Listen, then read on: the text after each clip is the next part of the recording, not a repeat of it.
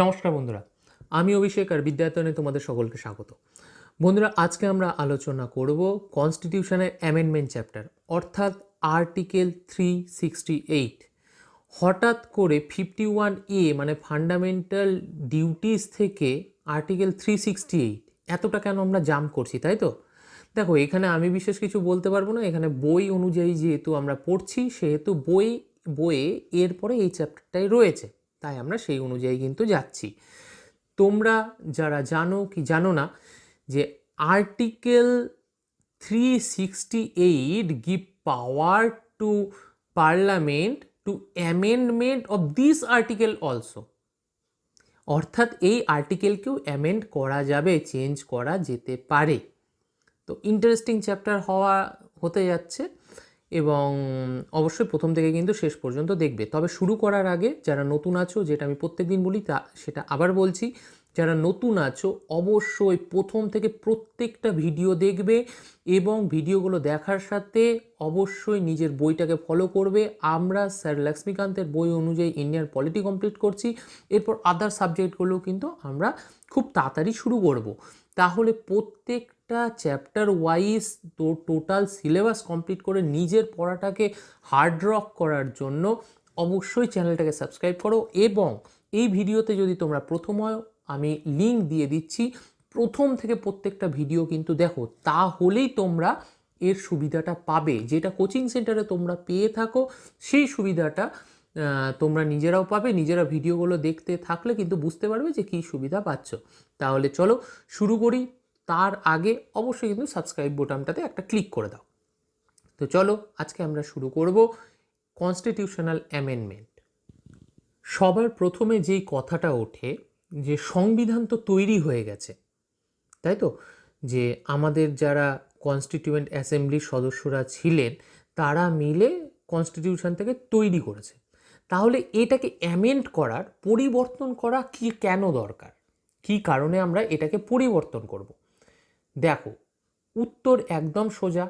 Question মানে broad question এখন আসে না, আগে কিন্তু এই ধরনের কোশ্চিন আসতো। তাহলে দেখো, তো কনসেপ্ট ক্লিয়ার করার জন্য বলে দিই, কোনো একটা জিনিস সময়ের সাপেক্ষে কিন্তু পরিস্থিতি চেঞ্জ হতে থাকে। সুতরাং একটা জিনিসের ধরো দরকার ছিল, একটা সময় আমাদের কৃষিকাজের দরকার ছিল ধরো, কারণ যখন ইন্ডিয়া স্বাধীন হয় তখন কৃষি দ্রব্য খুব কম উৎপাদন হচ্ছিল, কৃষি দ্রব্যের প্রয়োজন ছিল। এখন এসে আমরা দেখছি যে কৃষি দ্রব্য কিন্তু আমাদের কাছে যথেষ্ট পরিমাণ, প্রচুর পরিমাণ উৎপন্ন হচ্ছে, কারণ ইনফ্রাস্ট্রাকচার আমরা ডেভেলপ করেছি, কিন্তু আমাদের এখানে শিল্পের প্রয়োজন, তাই তো? সুতরাং দেখো, আমাদের প্রায়োরিটিটা কিন্তু কোথাও একটা শিফট হয়ে যাচ্ছে, আগে এগ্রিকালচার, এখন শিল্পের ক্ষেত্রে। তাহলে আমি তোমাদের জাস্ট উদাহরণ দিলাম, এরকম প্রতিটা মানুষের জীবনে প্রতিটা সাবজেক্টে সময় উপযোগিতার জন্য তাদের কিন্তু শিফট হয়, তাদের প্রায়োরিটিগুলো শিফট হয়, তাদের পরিবেশ পরিকাঠামো সবসময় শিফট হয়, তাই তো? এই জন্যই দরকার কনস্টিটিউশন অ্যামেন্ডমেন্টের। অর্থাৎ কনস্টিটিউশনে যেইগুলো আছে সেইগুলো তো আমরা মানবই, অবশ্যই আমরা মান্যতা সেইগুলোকে মেনে চলবো। আমরা আগের চ্যাপ্টারেই সেটা পড়েছি, যদি না পড়ে থাকো তাহলে দেখবে যে লেখা আছে কনস্টিটিউশনকে মেনে চলতে হবে। ফার্স্ট পয়েন্টেই দেওয়া ছিল ফান্ডামেন্টাল ডিউটিসের। তাহলে আমরা তো সেটাকে মেনে চলবো, কিন্তু সেইটাকে সময় উপযোগী করে, যেটা আগে প্রয়োজন ছিল এখন যদি সেটার প্রয়োজন না থাকে আমরা সেটাকে কেন মানব? তো সেরকমভাবেই সেইটাকে চেঞ্জ করার জন্য, সময়ের সাথে তাল মিলিয়ে চলার জন্য কিন্তু দরকার কি আমাদের কনস্টিটিউশনাল অ্যামেন্ডমেন্টের। এবার আমরা দুটো উদাহরণ দেখব। আমরা বারবার আগেও বিভিন্ন ভিডিওতে আলোচনা করেছি, যেরকম ধরো সেলিয়েন্ট ফিচারে বারবার আমি আলোচনা করেছি, সেটাই আবার রিপিট করছি, যে ইউকে কনস্টিটিউশন, ইউএসএ কনস্টিটিউশন। আমরা কিন্তু দুটো উদাহরণ নিচ্ছি। আমরা জানি ইউকে কনস্টিটিউশন হচ্ছে আনরিটেন। আনরিটেন মানে আমি আবার বলেছিলাম লেখা না, এরকম কিন্তু না। তোমাদের যদি মনে না থাকে অবশ্যই ভিডিওগুলো কিন্তু দেখো। কি বলেছিলাম যে আনরিটেন মানে সেটাতে ফ্লেক্সিবিলিটি অনেক বেশি, মানে খুব সহজে চেঞ্জ করা যায়। সিম্পল মেজরিটিতে কোনো কনস্টিটিউশনকে অ্যামেন্ড করা যায়, কোনো আর্টিকেলকে। অপর দিকে যদি আমি আমেরিকার কনস্টিটিউশন দেখি, তাহলে সেইখানে আমি দেখব এটা হচ্ছে রিটেন, বা এর রিজিডিটি খুব বেশি। এটাকে অ্যামেন্ড করা খুব কঠিন, এটাকে পাল্টানো খুব সহজ নয়। আমি যতদূর জানি 1992-এ 27তম অ্যামেন্ডমেন্ট হয়েছে। 200 বছরে মাত্র 27টা অ্যামেন্ডমেন্ট হয়েছে, আর আমাদের তো জানো 100 পার হয়ে চলে গেছে মাত্র 70 বছরে বা 75 বছরে। তাহলে বুঝতে পারছো যে বেসিক ডিফারেন্সটা কোথায়। তাহলে আমরা কি কনসেপ্ট নিয়েছি?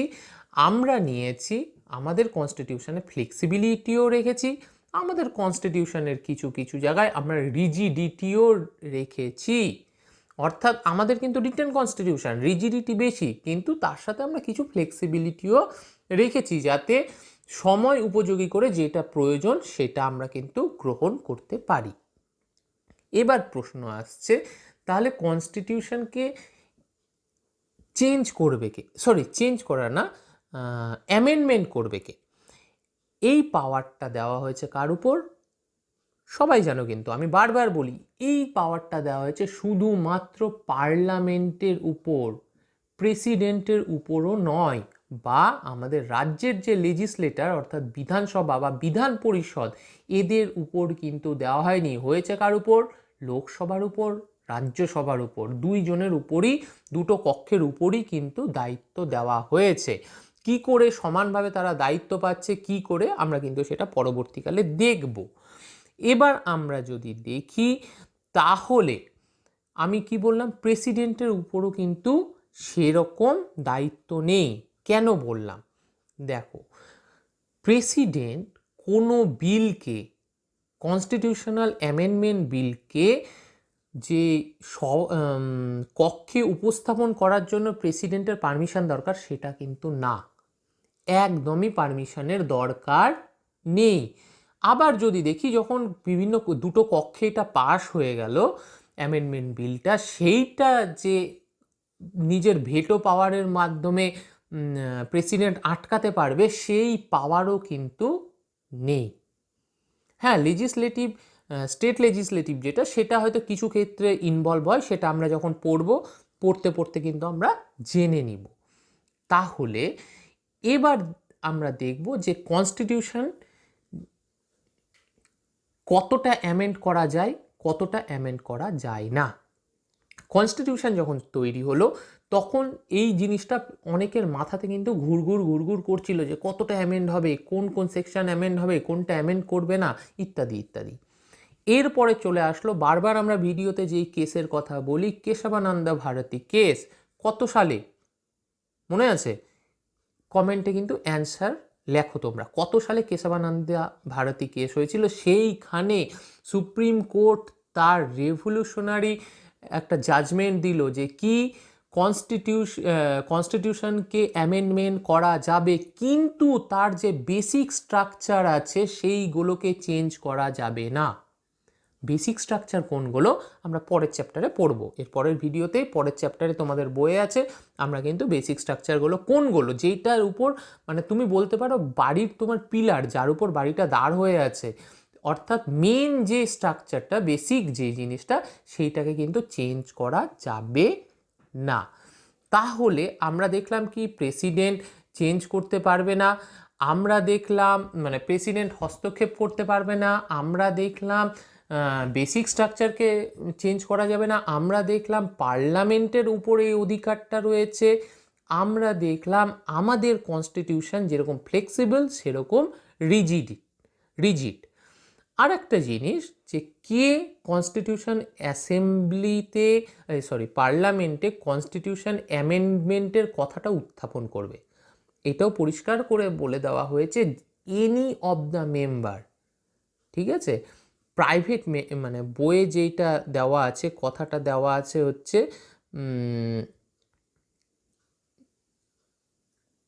Any private member. তাহলে অর্থাৎ যে কোনো এমপি, যে কোনো মিনিস্টার হতে হবে, এর কিন্তু কোনো মানে জায়গা নেই যে মিনিস্টারই হতে হবে, যে কোনো এমপি এইটাকে উত্থাপন করতে পারে, প্রস্তাব আনতে পারে। কোথায় প্রস্তাবন আনবে? প্রস্তাবনটা আনবে কোথায়? দুটো কক্ষ তো, একটা রাজ্যসভা একটা লোকসভা। বলা হচ্ছে যে কোনো কক্ষে আনতে পারে, যে কোনো একটা কক্ষে কিন্তু এই বিলটা উপস্থাপন করা যাবে। তাহলে কি অবস্থাতে এইটা পাস হবে, পাস করার কি কি অবস্থা, সেটা আমরা এর পরে পড়ে নিব এবং এই পড়াটার মাধ্যমে কিন্তু আমরা চ্যাপ্টারটা শেষ করব। খুব ছোট চ্যাপ্টার, তোমরা যদি মন দিয়ে আমার কথাগুলো শুনে থাকো তাহলে কিন্তু একদম পরিষ্কারভাবে ক্লিয়ারভাবে তোমার পড়াটা হয়ে যাবে, তোমার আর এর চেয়ে বেশি কিছু পড়ার দরকার নেই।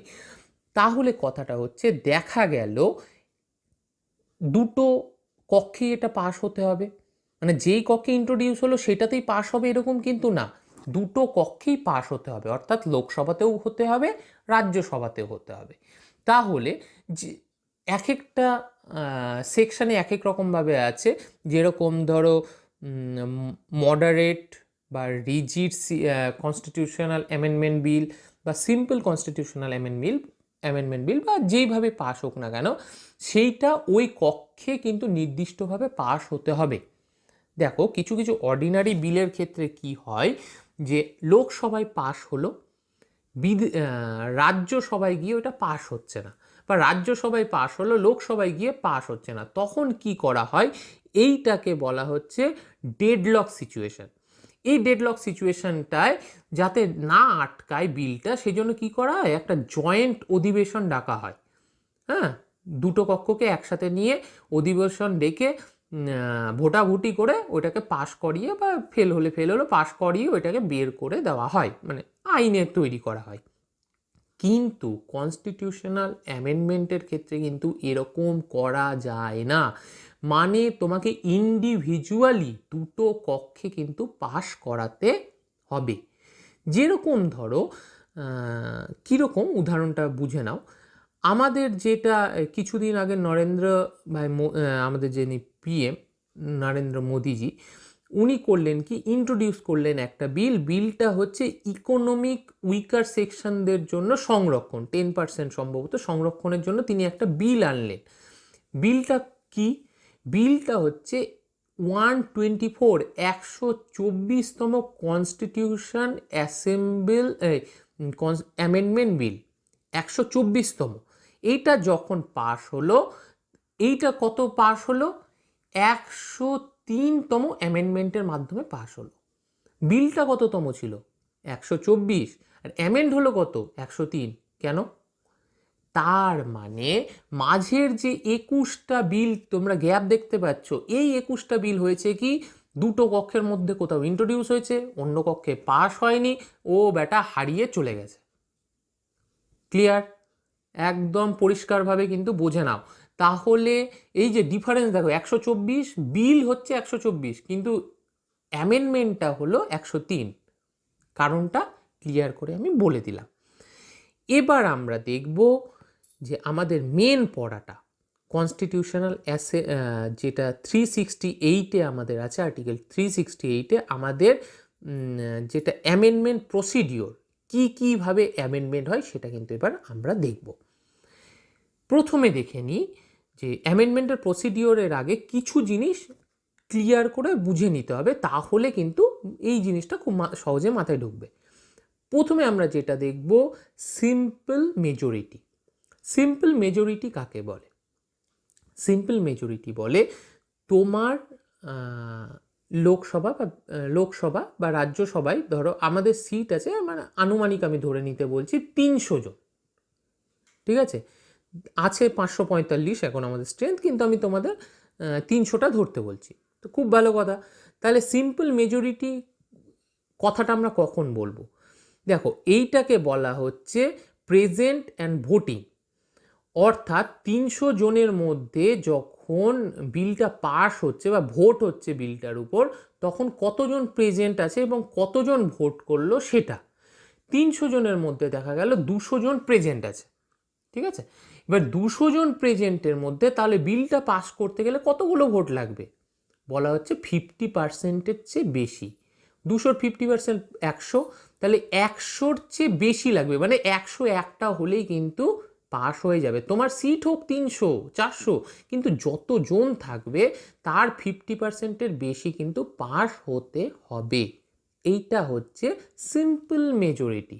আমরা যেটা দেখি ইউকেতে কিন্তু ম্যাক্সিমাম, যেহেতু আমরা ফ্লেক্সিবল বলি, এই জিনিসটা কিন্তু ইউকেতে রয়েছে। সেটা কিন্তু আমাদের আমাদের এখানেও আছে, আমরা কিন্তু এরপরে পড়ে নিব। তাহলে সিম্পল মেজরিটি বোঝা গেল। এখানে আরেকটা কথা আছে, দেখা গেল যে আমার 200 জন আছে, 200 জন উপস্থিত আছে 300 জনের মধ্যে, তাদের মধ্যে কেউ ইচ্ছা করে ভোট দিল না, তাহলে কি 101টাই দরকার? না। দেখা গেল 200 জনের মধ্যে 2 জন ভোট দিল না। কতজন? 2 জন ভোট দিল না। তাহলে সেক্ষেত্রে কিন্তু প্রেজেন্ট ছিল কিন্তু ভোট দিল না, কিন্তু সেক্ষেত্রে আমরা কাউন্ট করব তখন 198 অনুযায়ী, অর্থাৎ মেজরিটি হবে 198-এর অর্ধেক, 50%, 99-এর বেশি, মানে 100টা ভোট সেক্ষেত্রে পেলেই কিন্তু সে বেরিয়ে যাবে। সুতরাং ক্লিয়ার করে নাও যে এই প্রসিডিওরটাকে বলা হচ্ছে কি প্রেজেন্ট অ্যান্ড ভোটিং প্রসিডিওর। মানে প্রেজেন্ট থাকতে হবে প্লাস ভোট দিতে হবে। কেউ যদি চাইলো যে আমি প্রেজেন্ট থাকলাম কিন্তু আমি ভোট দিব না, ওর এটা অধিকার আছে, নাও দিতে পারে এমপিদের, তো সে দিল না, তাহলে তাকে কিন্তু আমরা কাউন্ট করব না। দ্বিতীয় আসছি একটু কঠিন, অ্যাবসোলিউট মেজরিটি। অ্যাবসোলিউট মেজরিটিটা কি? অ্যাবসোলিউট মানে হচ্ছে অ্যাবসোলিউট, মানে তোমার 300টা সিট রয়েছে, ঠিক আছে, তার 50% 150, তাই তো? এবার যত লোক থাকুক, যত এমপি থাকুক, যা ইচ্ছা তাই থাকুক না কেন, আমার কোনো যায় আসে না, আমার 150টা ভোটই কিন্তু লাগবে। ঠিক, সরি 150 না, 150-র চেয়ে বেশি ভোট লাগবে, মানে 151টা কিন্তু ভোট লাগবে। বোঝা গেল? তাহলে সিম্পল মেজরিটিতে যতজন উপস্থিত থাকছে আর ভোট দিচ্ছে তার 50%-এর চেয়ে বেশি। অ্যাবসোলিউট মেজরিটি যে সংজ্ঞাটা, সেটাতে আমরা দেখতে পাচ্ছি যে টোটালের 50%-এর বেশি, সে তোমার 151 জনই থাকুক না কেন, ঠিক আছে, 200 জনই থাকুক না কেন, কোনো যায় আসে না, আমার 150-এর বেশি দরকার, মানে 151 দরকার যদি 300টা হয় সেক্ষেত্রে। এবার আমরা দেখে নিব স্পেশাল মেজরিটি আন্ডার 368। দেখো স্পেশাল মেজরিটি কিন্তু অনেক কটা আর্টিকেলে আছে, আমরা কিন্তু সব আলোচনা করব না, এরপরে বিভিন্ন আর্টিকেলগুলো ওই চ্যাপ্টারে যখন ঢুকবো, যেরকম ধরো আর্টিকেল 61-এ একটা স্পেশাল মেজরিটির কথা বলা হয়েছে, সেটা কিন্তু আমরা ওই যখন পড়বো চ্যাপ্টারটা তখন জেনে নিব। তাহলে আজকে আমরা জানবো যে স্পেশাল মেজরিটি আন্ডার 368-এ কি বলা হয়েছে। 368-এ বলা হচ্ছে যে 2/3 প্রেজেন্ট অ্যান্ড ভোটিং, অর্থাৎ যেটা আমরা পড়লাম সিম্পল মেজরিটির ক্ষেত্রে যে 50% প্রেজেন্ট অ্যান্ড ভোটিং, সেইটাই পড়ছি আমরা 2/3 কি অফ প্রেজেন্ট অ্যান্ড ভোটিং। দেখো আমাদের আছে, ধরো আমরা ধরে নিলাম 450 জন আছে, মেম্বার আছে, যাতে ক্যালকুলেশনগুলো মিলে যায় ওই জন্য কিন্তু তোমাদের এই উদাহরণটা দিচ্ছি। তাহলে 450 2/3 যদি আমি করি কত হবে? 300 হবে, ঠিক আছে, হ্যাঁ 300ই হচ্ছে। তাহলে 300 আমার কি সিটের দরকার আছে এইটা প্রায়োরিটি দেওয়ার ক্ষেত্রে? না। 450 যদি আমার এমপির মোট হয় তাহলে কিন্তু আমার 300 দরকার নেই, এটা দরকার হতো যদি আমার অ্যাবসোলিউট মেজরিটি দরকার হতো, কিন্তু এখানে বলা হয়েছে প্রেজেন্ট অ্যান্ড ভোটিং, তার মানে দেখা গেল 450-র মধ্যে উপস্থিত আছে 300 জন, 150 জন তো নাই, তাহলে 300 জনের 2/3 আমার ভোট লাগবে। এটাও একটা প্রসিডিওর, এবার কোথায় কোনটা ইউজ হয় সেটা কিন্তু আমরা পরে পড়ছি। তাহলে 300 জনের মধ্যে 2/3, অর্থাৎ 200 জন, যদি 200 জনের বেশি মানে 201 জন যদি ভোট করে দেয় তাহলে কিন্তু এই প্রসিডিওরে কিন্তু সেইটা পাস হয়ে যায়। এইটাকে বলা হয় কি স্পেশাল মেজরিটি আন্ডার 368। বুঝতে পারলা? টোটাল স্ট্রেন্থ ছিল 450, কিন্তু গুলি মারা 450 থাকলেও আমার 201 জনে কিন্তু আমি মেজরিটি পেয়ে গেলাম কিসের 2/3 হিসাবে, কারণ উপস্থিত ছিল তো 300 জন। বোঝা গেল? ক্লিয়ার করতে পারলাম? চলো এবার এইগুলোর ইমপ্লিমেন্টেশন কিন্তু আমরা দেখব। এবার দেখা যাচ্ছে যেটা আমরা পড়ব কীরকম, যে simple constitutional amendment bill. Simple constitutional amendment bill এইটা কি ফলো করে? এইটা ফলো করে হচ্ছে সিম্পল মেজরিটি। অর্থাৎ আমরা সিম্পল মেজরিটিতে কি পড়লাম, যে উপস্থিত সদস্য এবং যারা ভোটিং করছে মানে প্রেজেন্ট অ্যান্ড ভোটিংয়ের 50% বেশি হলেই কিন্তু হয়ে যাবে। এইটা বেশিরভাগ ফলো হয় ইউকেতে, যেখানে বা যাদের আনরিটেন কনস্টিটিউশন হয় সে কনস্টিটিউশন সেখানে কিন্তু ফলো হয়।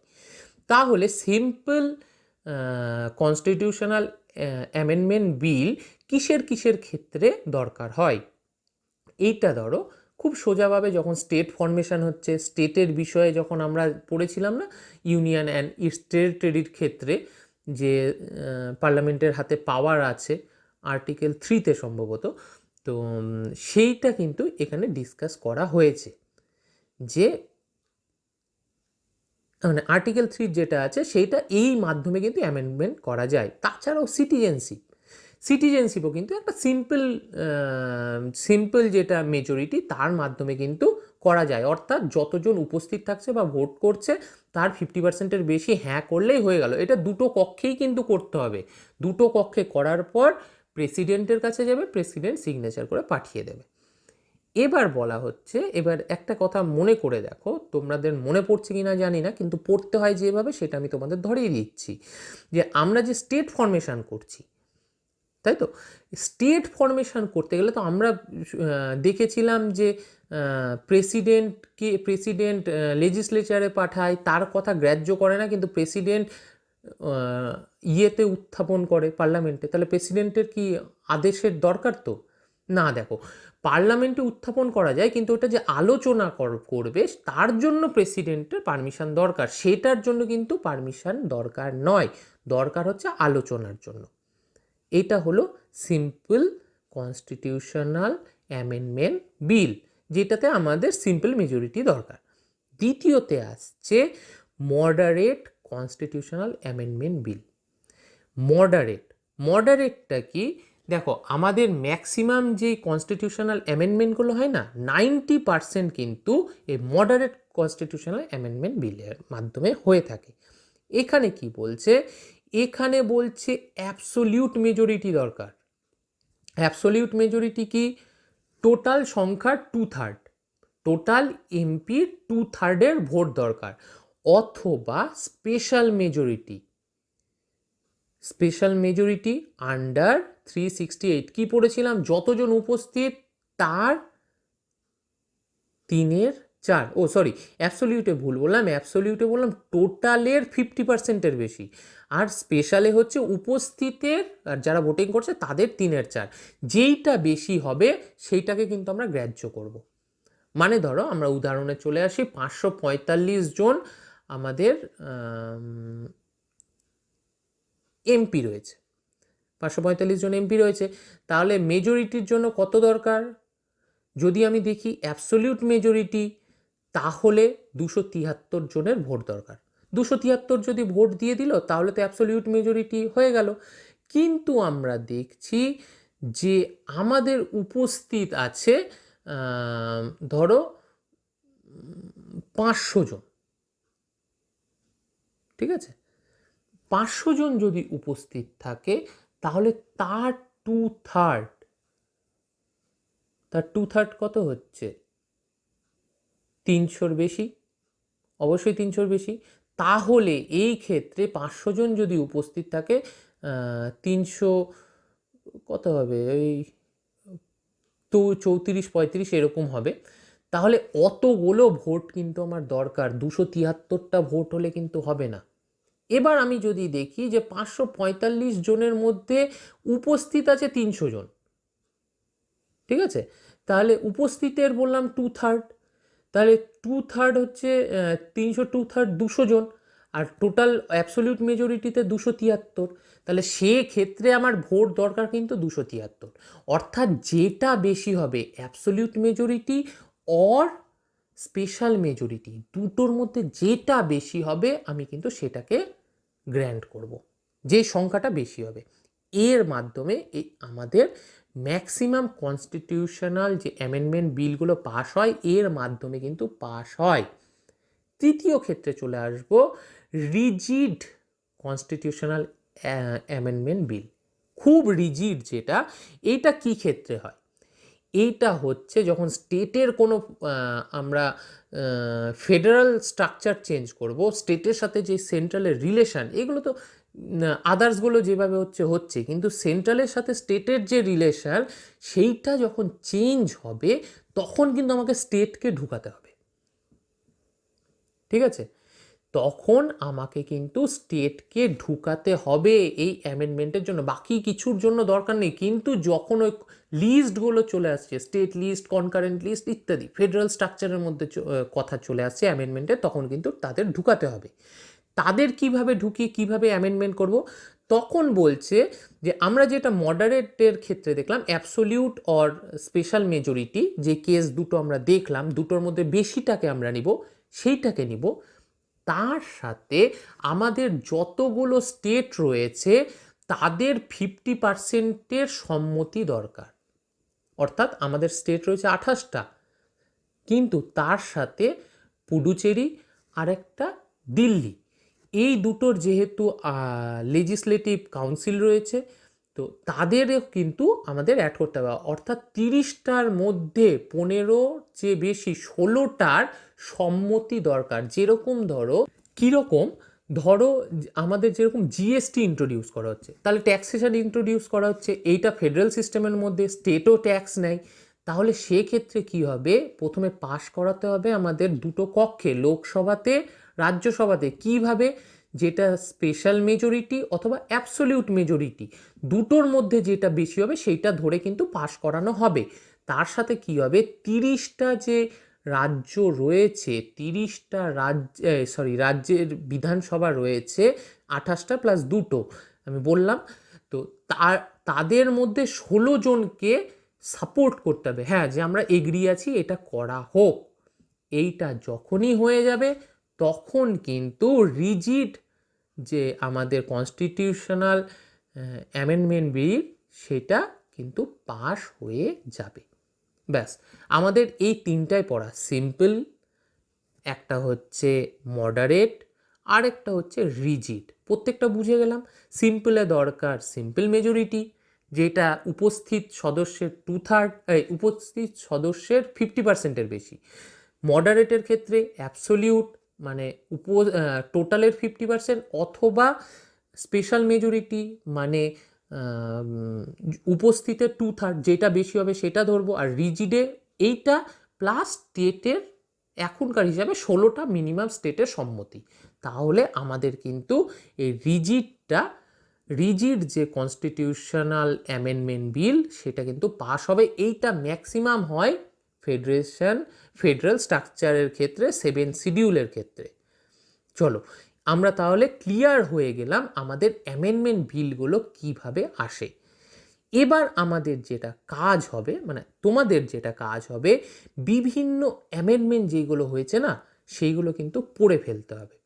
এবার এতগুলো পড়তে হবে না, দেখো তোমরা যখন একবার রিডিং দিবা বই থেকে তখন দেখবা যেগুলো ইম্পর্টেন্ট মনে হচ্ছে না অটোমেটিক তোমাদের মনে চলে আসবে।